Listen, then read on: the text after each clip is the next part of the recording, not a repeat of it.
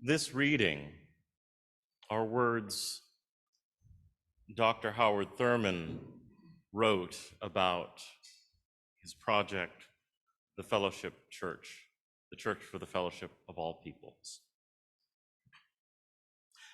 The Fellowship Church is dedicated to seeking the answer to several crucial questions for Christianity and democracy.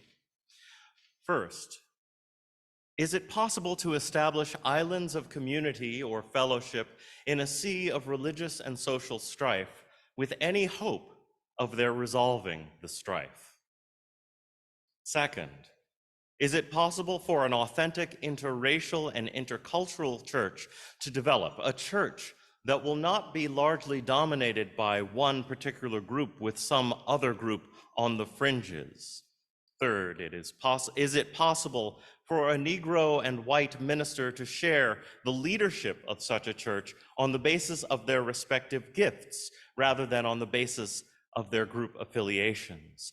And fourth, how fundamental and of what kind will be the opposition to the development of the idea in practice, both from ecclesiastical interests and other interests in the community? What steps will be taken to neutralize its effect and to defeat its purpose? And I want to begin by first offering gratitude and thank yous to Reverend Tim, Reverend Leah for opening their pulpit to me, for the support, Mary Beth and Scott and John and Sean and the whole team bringing together worship this morning. And yesterday morning, when I booted up my computer to get started editing this message for today, the image on the screen was of a very serious-looking white ibis, if we can have it. There we go. Now, if you can see this image, you will see the bird's intense stare from a red face with a long, rather dangerous-looking red bill from a snowy white head and body atop spindly red legs. The image of this bird is intended to evoke Sanibel Island in Florida, which it does quite effectively. And this creature is also a little intimidating, which is also appropriate to Florida right now. Little personal fact. Until I went to California to study for the ministry, the two places I had lived the longest in my life were New York, where I was born, and Florida. If you haven't had the great privilege of visiting Florida, I encourage you to do so before one needs a special passport to get across the border, because clearly that is the way things are headed. Now, having spent so much time there, it's heartbreaking to read about people leaving the state because of the many different ways in which they feel unsafe in their lives and lifestyles. I get it.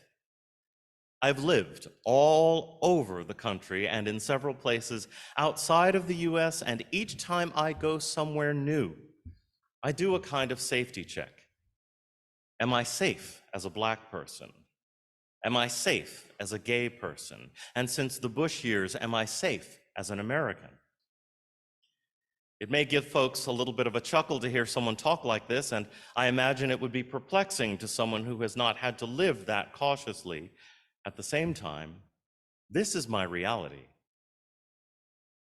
When I said I wanted to move to New Mexico in the 1990s, which I ended up not doing for other reasons, the first thing my mother asked was, do they kill Black people there? She was serious.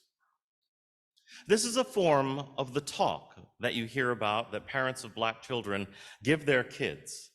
And it becomes an internalized talk one gives oneself as you get older. I had to do that with Charlottesville too, particularly on the heels of August 12, 2017, and recognizing the lack of LGBTQ supports in the city and county as well. One does not grow up haunted by the images of lynching and Emmett Till when those bodies look like an autobiography, and not think twice about every country road, every late night walk, every interaction with law enforcement, literally every step you take everywhere. And having read them, I can guarantee you that heightened awareness and self-preservation are career skills from the legacy of slavery that definitely don't appear in the new Florida education standards for African American history. But regardless of politics, Florida is both beautiful and important. And not just for Mickey Mouse. Florida is the birthplace of Reverend Dr. Howard Thurman. Born in Daytona Beach, Florida in 1899, Dr. Thurman was, as you may know, one of the most influential theologians and religious thinkers of the 20th century. One of the reasons for his importance is that in 1946, he was part of founding the Church for the Fellowship of All Peoples in San Francisco. This church continues today, and its vibrant congregation carries on what they set out to do some 77 years ago: create a truly multiracial, multi-religious, multicultural community. I was blessed to be able to call the Church for the Fellowship of All Peoples my church home while I was in seminary. This was partly because my advisor from the Pacific School of Religion, the Reverend Dr. Dorsey Blake, is the co-lead minister, and it was a gathering place for the people I most admired and wanted to learn from and emulate in ministry. At Fellowship Church, Dr. Blake maintains the living legacy of Howard Thurman. Dr. Blake was close with Dr. Thurman's widow, Sue Bailey Thurman, and he is committed to carrying Dr. Thurman's work forward at the church and in his instruction at the Pacific School of Religion. When you look at the church body, which is comprised of equal parts old, young, trans, cisgender, gay, straight, Black, Asian, rich, poor, housed, unhoused, Christian, non-religious, one sees diversity that most UU churches aspire to. Above all, what I love about Fellowship's community is that it is not diverse for diversity's sake, but it is diverse because the people know each other, are part of one another's lives, care about each other, and authentically support each other, their beliefs, growth, and passions. They are in active and intentional relationship with each other. It's not just beloved community as a label, like a brand. It is community because it is actively and intentionally beloving.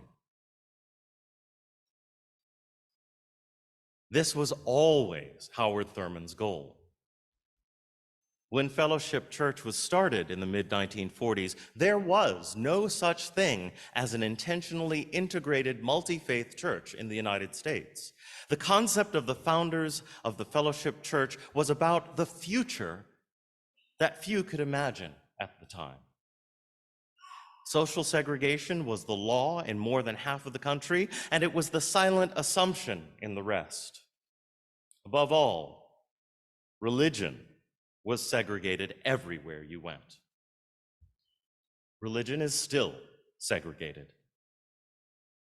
This is why I believe church as a thing today becomes less and less relevant from week to week. It doesn't look like the real world any of us lives in. For many, church has exposed an echo chamber of bigotry. But I will probably shock you and maybe even offend you a little when I say that it is not just conservative, racist bigotry that keeps people away from church, that it is sometimes liberal, holier-than-thou bigotry that believes it has magically done the work and is therefore better and exempt from continuing to try. When friends of mine resist coming with me to a UU church, this is what they tell me keeps them out. Regardless of Black or white, conservative or liberal, if in the end it is culturally one-sided and disengaged from an ongoing exploration of itself in the context of a real and complex world, any church or spiritual community has constructed itself as a relic, destined to be left behind by true progress. Dr. Thurman knew this. As Unitarian Universalists, we talk about multiculturalism and anti-racism. We talk about them as goals, as arrival points, as destinations. Dr. Thurman calls on us to disregard linear thinking. He invites us to weave a world and be woven into it. In his words, Thurman literally tells us, if unifying experiences can be multiplied over an extended time interval, they will be able to restructure the entire fabric of the social context. Unitarian Universalists talk about it, they want it, and they have living examples. So why don't more Unitarian Universalists do it?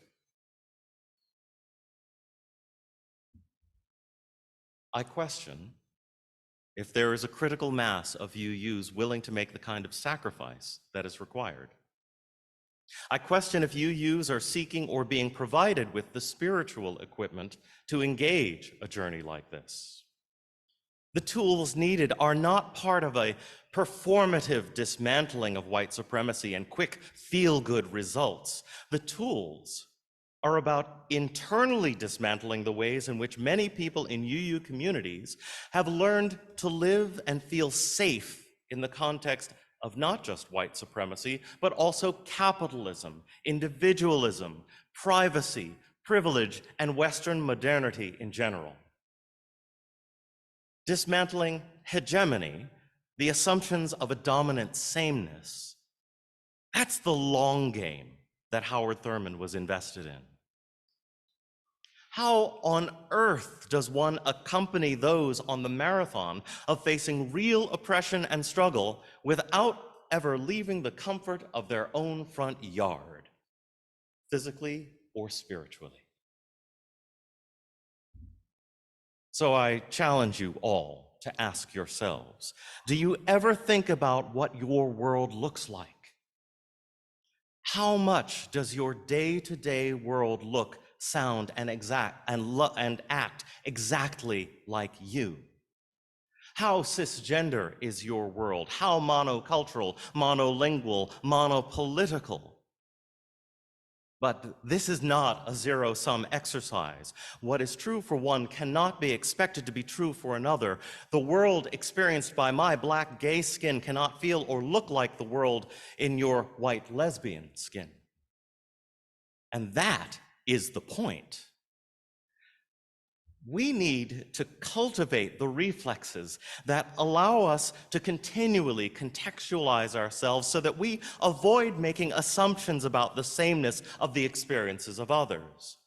Doing this, we can put self-knowledge to work by not requiring others to hold those perspectives as well. Problems occur when subjective, self-centered, self-referential assumptions of sameness prevent us from meeting people where they are. Assumptions and expectations of sameness create a flat, universalized equality, and they can never achieve a dynamic and authentically diverse equity. Several years ago, I developed a tool that may be useful to reflect on.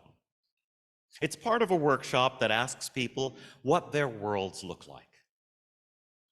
It can be used for any identity, really, but it has been particularly useful when asking people to assess their world from a racial perspective. When I've used this line of questioning for predominantly white groups engaging in anti-racism, the question often becomes, how white is your world? Here are a few questions in the context of the racial context. How often do you interact with people who identify as different race from you? In what contexts do you interact with people who identify differently from you racially?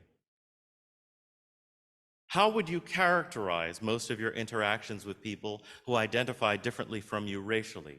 Transactional, personal, educational, entertainment, service-related, etc.? And then I ask people to answer those questions without including me as part of their answers.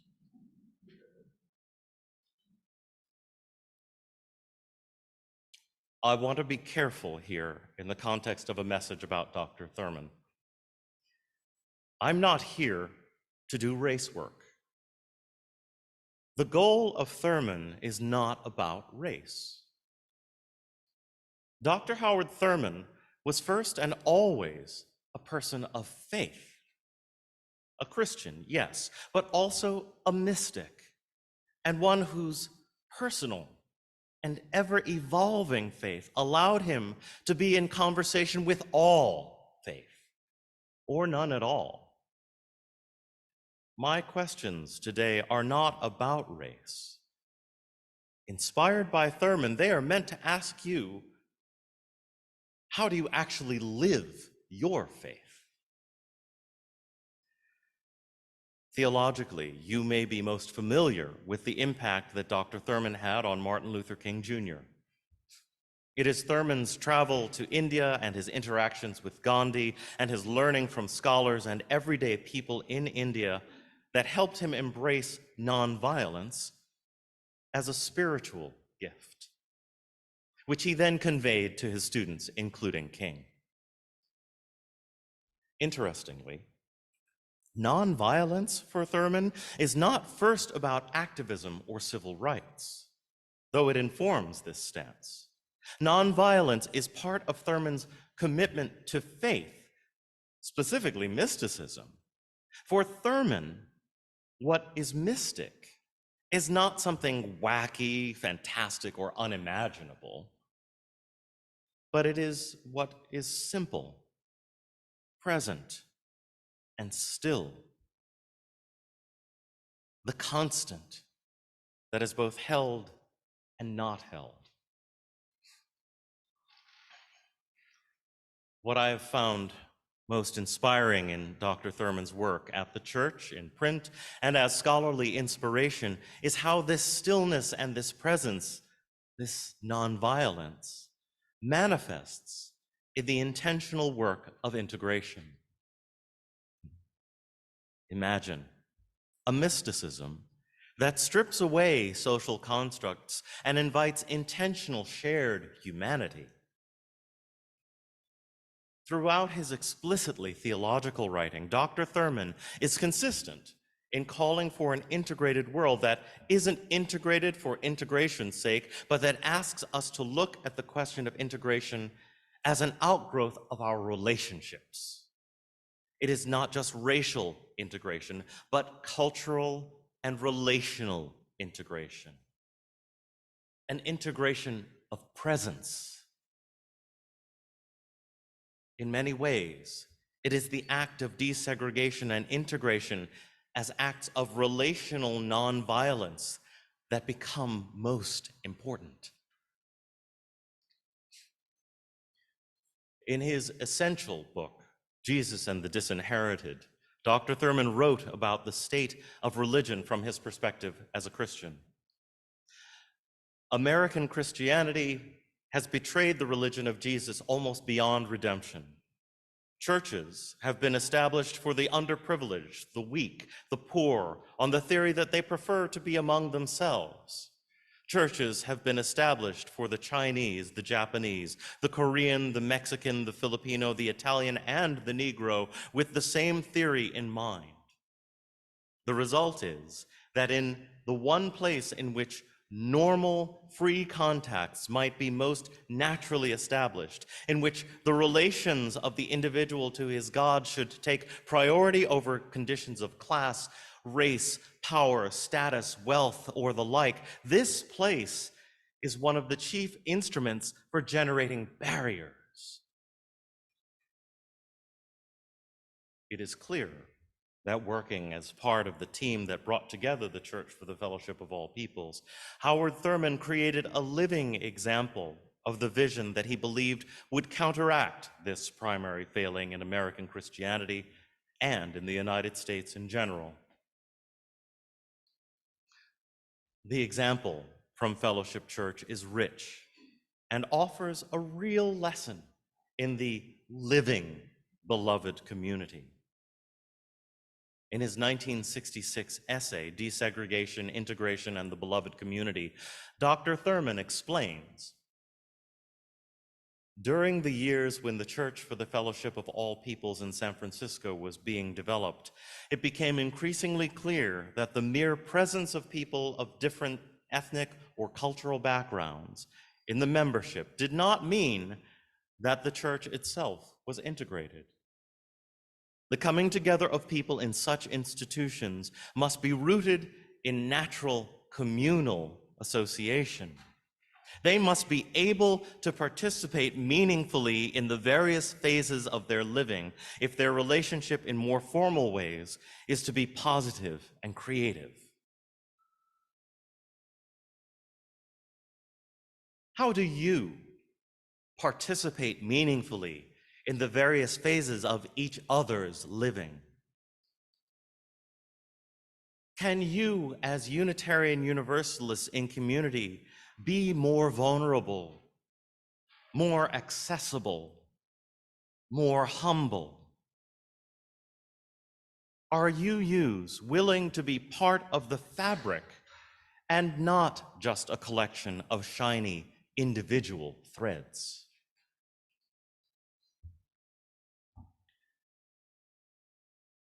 Dr. Thurman was first educated in Florida. There, he was born into a reality of the legacy of slavery, a world where no matter what useful skills you had acquired as a slave or a sharecropper, if your skin was black, you were paid less, you were segregated, and you were in constant danger of mutilation, rape, or death just because of your skin color. And against those odds, Dr. Thurman went on to complete his education, first at Morehouse and then at seminary in Rochester, New York. Eventually, he moved on to distinguished professorships at Howard University and Boston University.